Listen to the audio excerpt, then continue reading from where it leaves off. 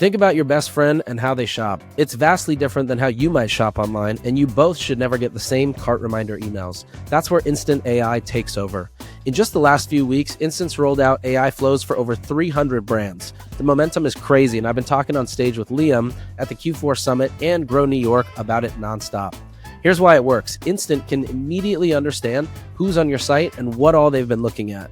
The discount, the copy, the imagery, the on-site promotion, all of that's pulled dynamically into personal email flows. Then it sends it at the exact moment that the shopper is ready to buy. Don't let your retention emails stay old and lame. Check out Instant AI and start tripling your email revenue. Grab a demo by October 31st and get 50% off your first 60 days at instant.one/Sharma.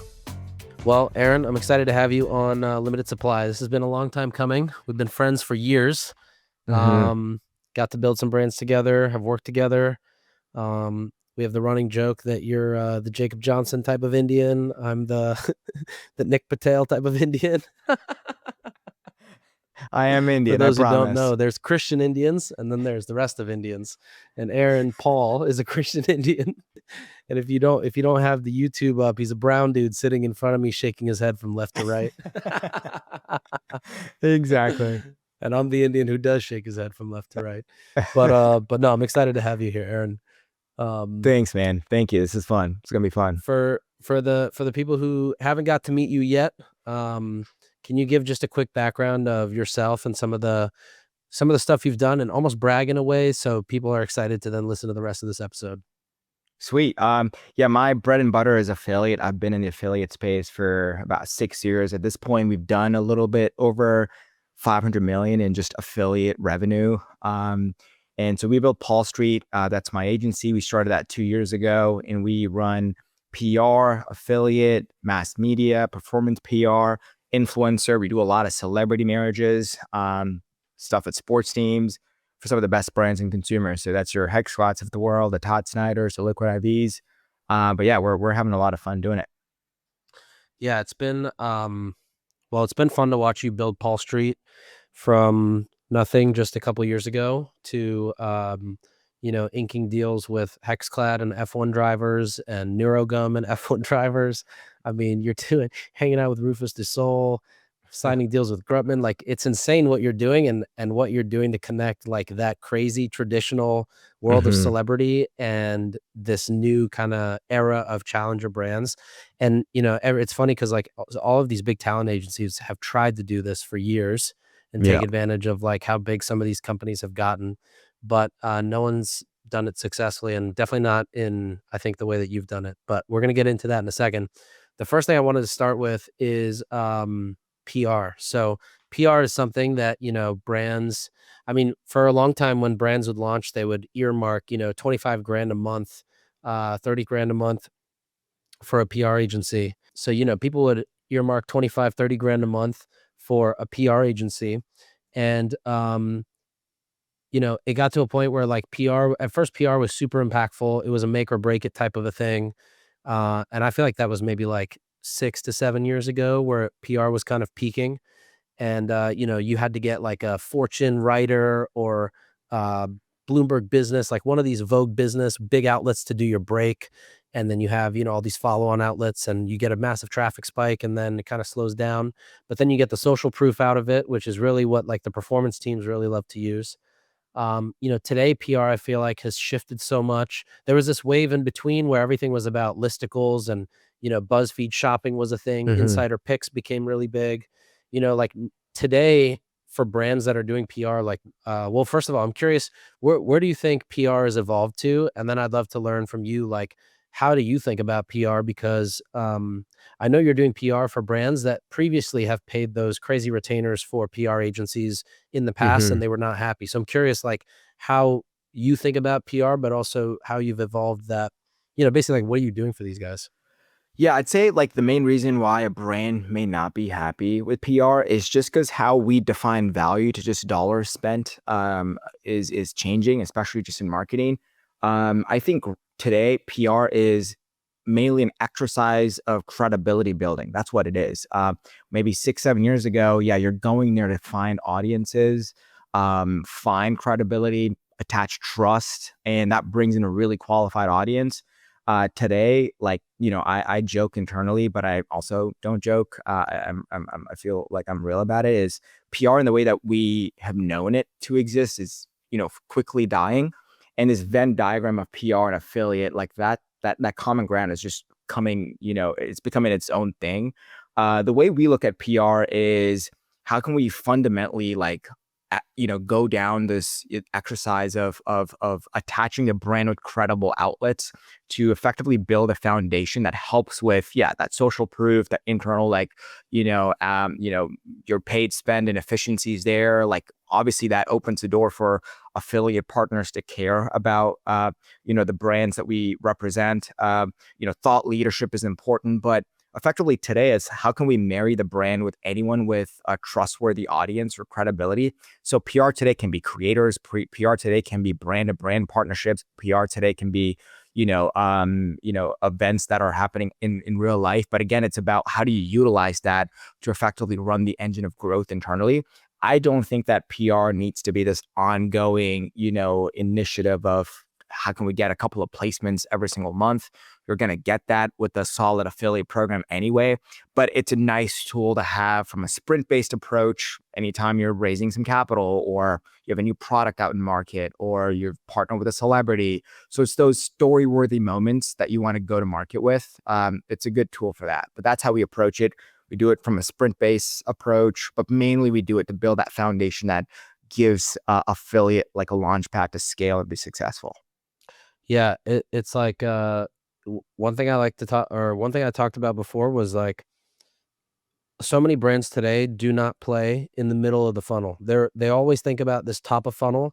I got to go find audience. I got to Hmm. go like run top of funnel, and then I've got to have the best bottom of funnel, performance marketing, landing pages, etc.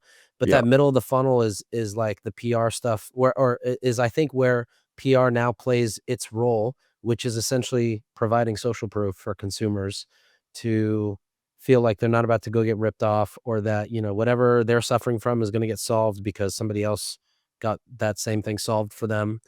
But it's like it doesn't, to your point, it's not discovering. It's like people figure out they want to maybe buy the brand and then they're using that as validation. It's not that it's Yeah. finding people. I mean, there's articles like Forbes, I don't know if they still do this, but for a long time always had their viewer count on the web pages.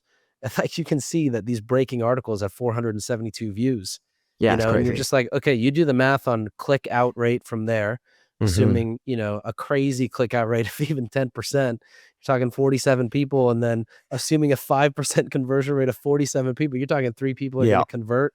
That's assuming everything goes right. Hmm. And, so I think a lot, I mean, yeah.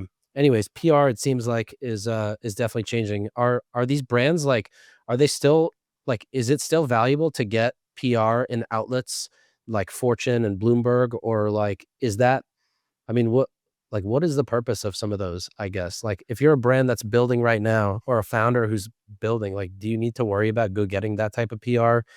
Should you just focus on listicles? Like, what kind of Yeah. PR do you think is important for these brands that are scaling?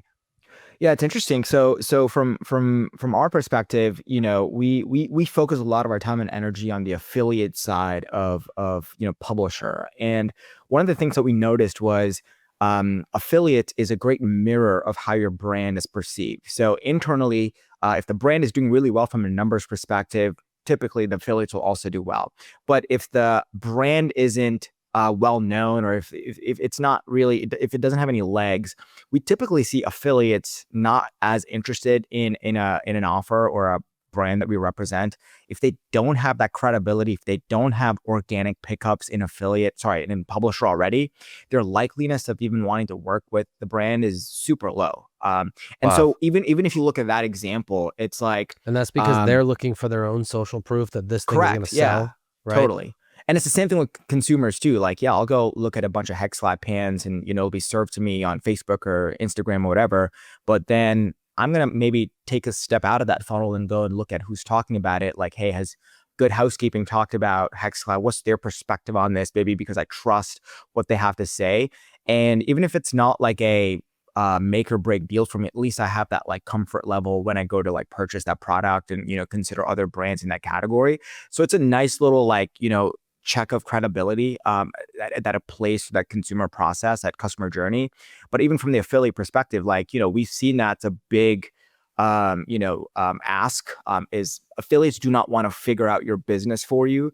They want to scale your business. And that's where anything that we can do to solidify it as a brand. And that's why I do say, like, in the beginning, like having some of those, having a PR initiative to go get some, editors to care, do a review, maybe about the founders, what their story is, or like why they're building this product, what the Meaning like process of. before their affiliate team goes in Yeah, and starts to see exactly. the brand? Yeah. Correct. I Yeah. remember hearing that, like, even at BuzzFeed and Refinery, they were always like, get it to the editors, get them to write about it organically, and the Mhm. affiliate side is gonna easily write about it.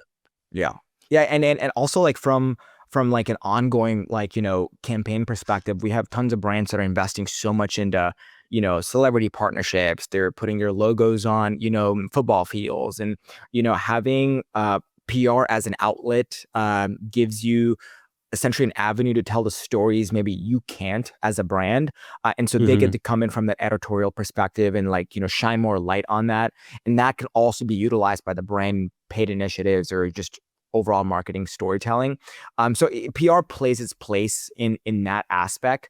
But if you were to look at PR as a source of discovery or a source of revenue, I think those days are well behind us. And I look at discovery as definitely gravy when it comes to PR initiatives. But yeah, if it makes way for a successful foundation for affiliate, then, that's when we're cooking. Yeah, what's interesting is you're saying, like, that a lot of these things that you're doing that build social proof for customers also basically in turn build social proof for more affiliates, like, Correct. is what like, what I'm picking up is, like, the NeuroGum F1 driver partnership is gonna get you the top 1,000 TikTok affiliates to come over Oh because it yeah. draws a bunch of attention and hype.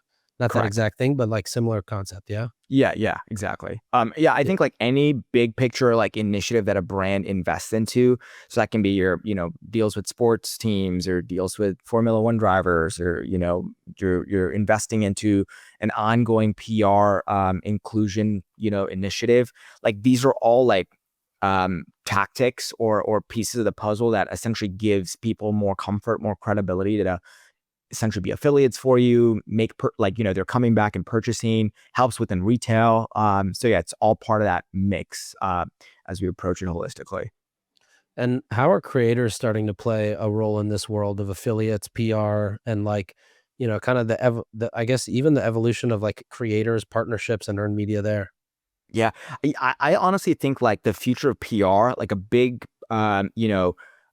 initiative there would be creators, right? Like, your Bethany Frankels of the world talks about a product, or Oprah. Like, that's your sign of credibility, but that's also like a pocket of discoverability. You're essentially going to these audiences that, are just bought into a certain individual, and they're ready to buy. They're ready to buy if that fit is there. If there's a fit between that creator and their audience and the brand that they're representing, it's like a match made in heaven. If you look at like Kate Spade, like one of her first things that she did was she sent, the product to the best editors at the best magazines in New York, and that's how, like, she sold out of her first, couple of bags. And like, what would we do today is go after creators. So creators are like the next, evolution of publishers, by what way of podcasts and Substacks and, their TikToks and Instagram. So there's a diversified approach there. There's ways to, get them in organically. There's ways to get them on CPA, CPC, rev share type deals. There's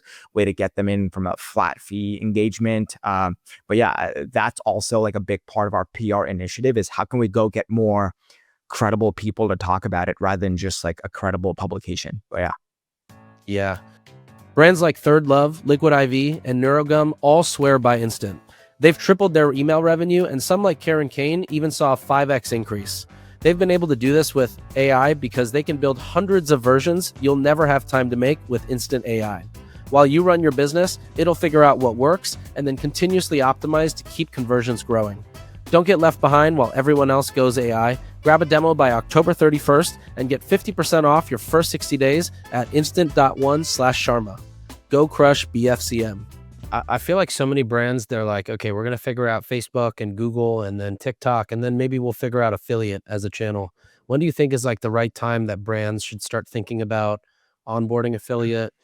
Um, Mm, or, and maybe it's done in stages. Maybe it's like you don't need an affiliate agency out the gate, but like you got to get certain platforms set up, or you should yeah. start to have an intern building out your, creator seeding list, or like a small, reaching out to affiliates like, bloggers and whatnot. Like, how would you recommend that happens?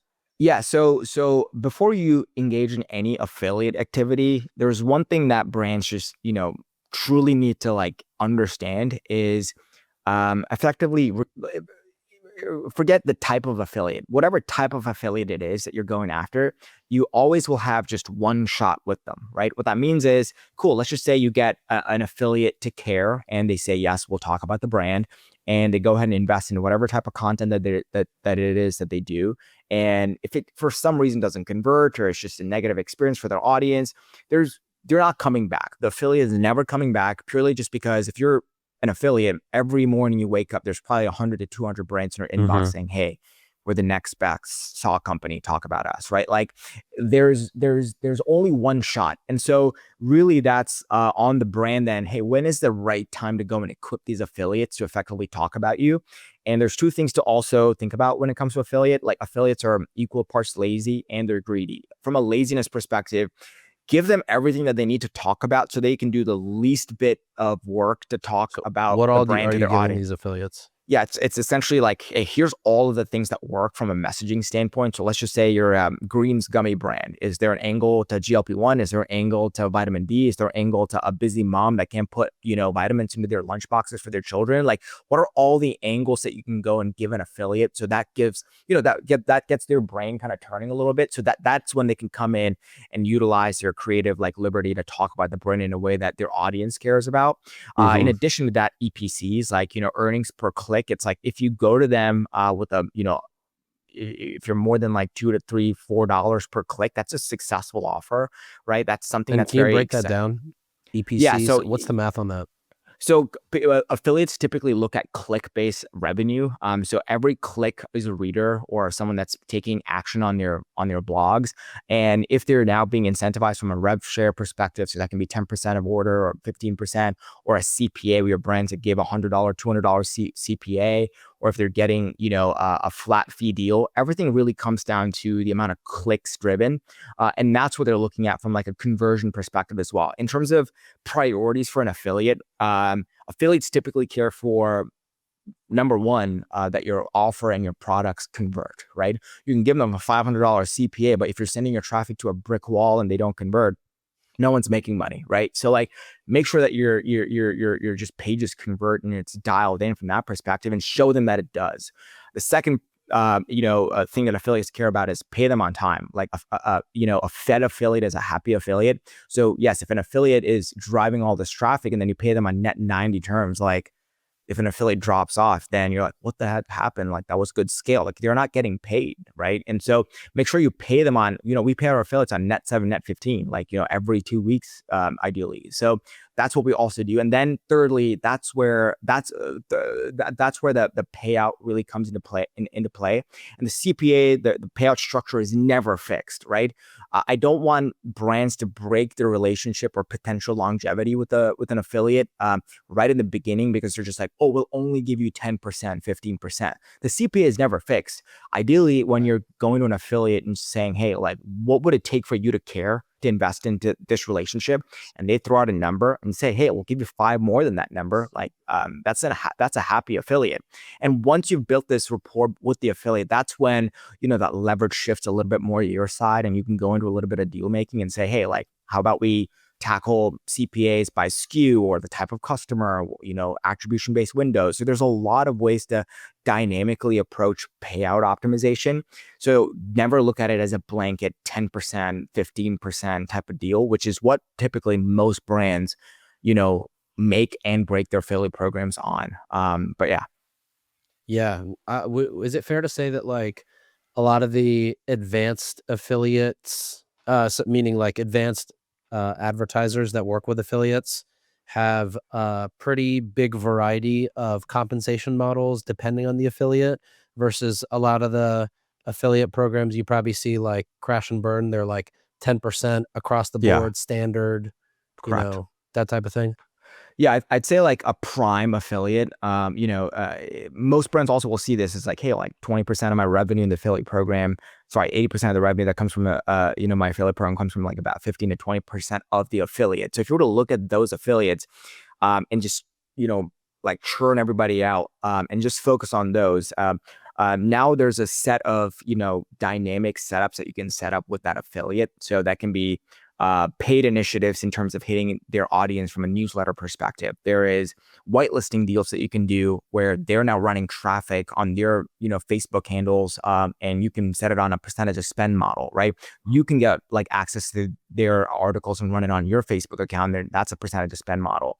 There is CPA based deals. So arguably, if you're okay to pay Facebook $120 for a net new customer, if you were to set up that type of pixel to fire on a net new customer from an affiliate, why not pay the affiliate $120? I would argue that if it comes by way of an affiliate, they're a little bit more primed, a little bit more, educated. There's a little bit of credibility there. So that would mean it's a higher quality affiliate or customer. So even giving the affiliate that type of CPA in line with what you're paying Facebook, that's on the table. And then, yeah, there's CPC deals to test out different types of content where it's, I'll give you $1,000 CPC deal and it'll be a cost per click. We'll kind of take that back and see, hey, did it convert? If it did convert, we'll maybe keep that going, or we'll, turn that into a CPA.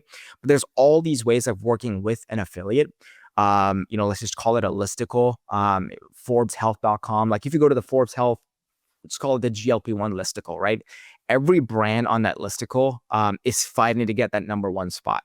In order to get that number one spot, because we know number one and number two converts the best, hey, we're going to give you exclusivity. That means we're not going to work with any other affiliate. Forbes, you will be our sole publisher that will drive all the traffic, or we'll give you $30 extra for that. And so we're willing to lose money on that partnership, because we know that the halo and people that don't go through that funnel might come and purchase through us on Facebook and other channels. So there's all these different ways that brands can typically find an access or an avenue point with an affiliate, but it just comes down to deal making, right? There's never a set Wow.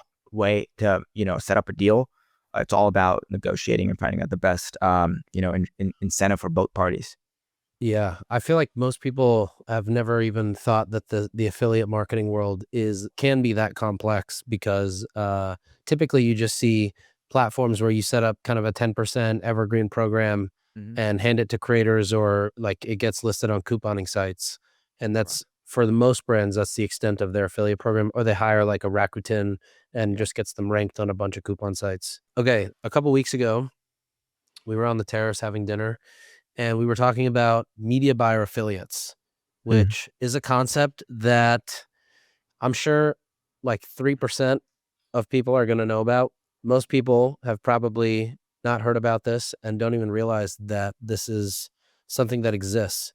Um, so can you tell us a little bit about media buyer affiliates, and and give us the 101, and then I'll start asking you some questions that I was really curious about. Yeah. It's interesting because depending on who you ask, the word affiliate can mean, different things. I entered the affiliate world with the type of affiliate that I used to work with was primarily media buyers who would run traffic to brands on a CPA model, right? And so who are these media buyers? These are guys that can run traffic on, if there's an ability to buy traffic on any channel, they're running it on it. So your Reddits of the world, your Tapjoys, Facebook, YouTube, App Lovin'. And what we found out was these guys are just so darn good at buying media that they don't work at brands, they don't run agencies, they just work with brands who are willing to give them a competitive CPA, and they're arbitraging that that differential and just making so much money off of that. So let's just say a brand is paying them $150 for a sale, they're acquiring customers for 80, so they keep that split and they're doing sales per offer in the 1,200 to 1,500 sales per day type number. So it's very scalable. This type of affiliate, if you go back 8, 9, 10, 11 years, like it got its start in like black hat affiliates. So it's like back when there was zero compliance or zero policing. It's like, cool, go find a pill bottle. It can be an empty pill bottle for, no one even cares, and make whatever claim you want on Facebook or whatever channel. And it was just a crazy arbitrage game. Back then there was so much competition, so the affiliates had to get really creative in terms of the type of creative and the type of messaging that they had to invest in, but also optimize and fully make sure that their landing pages were incredibly CRO optimized. So from that perspective, you fast forward 5-6 years, these are the best storytellers in the world, and they're the best at creating offers and landing pages, right? Because they just know what converts. Now, if you bring in like a legitimate brand, right, and you kind of marry that process in terms of what they're used to, there's this now window of opportunity of how to work with these buyers. So what does that mean? So about a couple of years ago, I joined this affiliate network called Jumbleberry. They were known for being a black hat, gray hat network. And Matt Dobson, who was one of the partners there, had this idea of, okay, cool, these are some of the best media buyers in the world. How do we now take what they're good at and apply these on some really cool consumer companies? In theory, we should be able to create and drive traffic a lot more efficiently than the brands can. And we tried and failed for a year and some change, but effectively, we found some wins in Goalie Nutrition. Everyone knows Goalie from a couple of years ago to have I think, seen. is it the largest TikTok shop partner? Right now, so it's the largest ever TikTok shop brand. And again, it's a brand that's not only been built on the backs of affiliate marketing, but it's affiliate marketers who built this brand, right? So they understand where to go to invest into just even storytelling initiatives so that it can go back into affiliate and kind of give it the collateral that it needs. The other brand that we were able to scale was On It, Joe Rogan's brand, around Alpha Brain. But these are two brands where, we came in and the playbook was, cool, we understand what's working from, a brand's internal paid media perspective. But now how can we apply a layer of direct response on it? So if you go to article.onit.com, I think it's still live. It's essentially a very DR focused advertorial about how Joe Rogan stays productive using Alpha Brain. And now if you're the right type of customer, and you read that article, you're like, heck yeah, I want to know how Joe Rogan stays productive, because this guy seems to be talking a lot, doing a lot, commentating the UFC. And you go in and you start to see that, he's talking about Alpha Brain, and we're going into the science of it. And then we sprinkle layers of just like, call to actions and offer-based like principles in it. And it goes from there to a gated landing page instead of going to the actual .com, something that we also just like spent a lot of time just optimizing and building. But effectively, this funnel, once it was dialed in, we would go to an affiliate and say, hey, within the guidelines set by the brand and all of that, go ahead and create content and drive traffic to this from Meta or, YouTube or TikTok or wherever. And per affiliate, like each affiliate at scale was driving anywhere between 3 to 4 to 500 sales per day, given seasonality. But now with like 10 to 15 affiliates, that's like almost 2,000 sales per day that we're driving just on a CPA model with these affiliates, right? And so this world of CPA-based affiliate marketing is kind of like a sleeper, but the ones that know fully understand that this is a tactic that has scale some of the best brands in consumer today, from the Pet Lab Co's to the Athletic Greens of the world. So a lot of brands that household names got their start with this tactic, right? And this essentially got them to a place where they're now able to invest in a brand and like, be a household name. But this type of affiliate's also been really cool at, talking about the principles that we apply today. So obviously, you've, with hooks and character, you've invested a lot into advertorials and landing pages, but these types of affiliates were running that tactic probably like 4 to 5 years before the average direct-to-consumer brand kind of caught on that tactic, right? Whitelisting, that was something that a lot of brands have been talking the last 2 years, but 5-6 years ago, this is standard with an affiliate. They don't want to run from a brand's Facebook page, right? So it's a good window to also test in terms of what's working from a paid media perspective. And that's how we're also viewing this type of affiliate today, is how can we go work with an affiliate to effectively test a new channel that the brand maybe doesn't need to invest into with, huge retainer or capital by working with an agency or a fractional consultant or whatever. But if we can go find the perfect affiliate, it can be also a window of testing that allows you to scale into later. But yeah. Yeah, that's really interesting. And well, first of all, it's crazy that there's kids who are basically like, yo, I'm going to sit in my boxers and rip landing pages for you. And I'm going to build funnels and you're going to pay me a CPA and I can do it better than you Yeah. and pocket the difference. And from the math you said, it sounds like some of these people are making like 30 grand a day Yeah. doing this. Yeah, I mean, Um, a good example also is last year we had an affiliate who was one of the top affiliates for Golden Hippo, and Golden Hippo, owns brands like Beverly Hills MD and Gundry MD. And if you look at Golden Hippo, they invested into VSLs, which is essentially advertorials in video format, and they would take these type of funnels and give it to YouTube affiliates. And their top YouTube affiliate last year, just on one offer with them, took home $20 million, right? It's insane. wow. So it's like, I hosted a dinner in Vegas and he flew there on a private jet and flew back out. And I'm like, I'm in the wrong business, but I'm adjacent to it. So, I'm not too unhappy, but it's kind of wild, like the scale that you can access within that. But it's just so, it's very different to what like a lot of brands know to be true within advertising. So the appetite to testing is a little, small. But the ones that, do it, there's a lot to gain.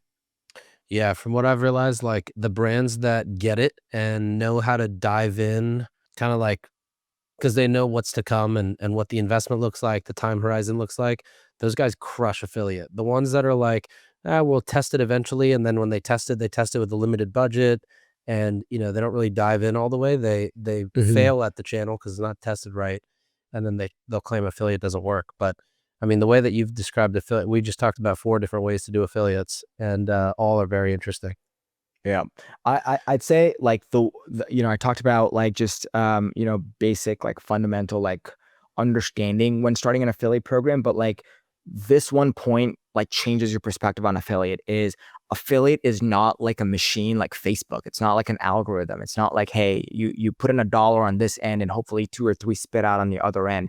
With affiliate, you're dealing with people, right? And so when you're working with people, how can you have a relationship, a conversation, and negotiate the right atmosphere or environment for both of you to be successful? But every deal is going to be completely different, from like the payout structures to exclusivity, the creative styles. But when you approach it as, people and relationship building, that's really what's going to scale up any partner program. And that can be creators, it can be PR, it can be affiliates, it can be, strategic relationships with athletes, whatever it is. It's all people based. But yeah. Totally. Okay, Aaron, that's all the time we've got for this episode, but I'm going to have you back on. I want to talk all things like attribution. I want to hear about the template of what you email to these affiliates to get them on board. I want to know like what your rollout looks like for a brand at 10 million versus 50 million versus 200 million in revenue. So we're going to have you back and we're going to go through all that. And I think it's going to be sick. But thank you for coming on this episode. Where can people get in touch with you to learn more on affiliate or ask you questions around, anything that we talked about today? Sweet. Yeah. You can email me at Aaron at Paul Street, Paul Street, street.co. Or you can just fill in a form on the website, www.paulstreet.co. But yeah, or you should just hit me on Twitter, at Aaron Paulos, Paulos. But Nick, thank you so much for having me on, man. This was fun. Thank you.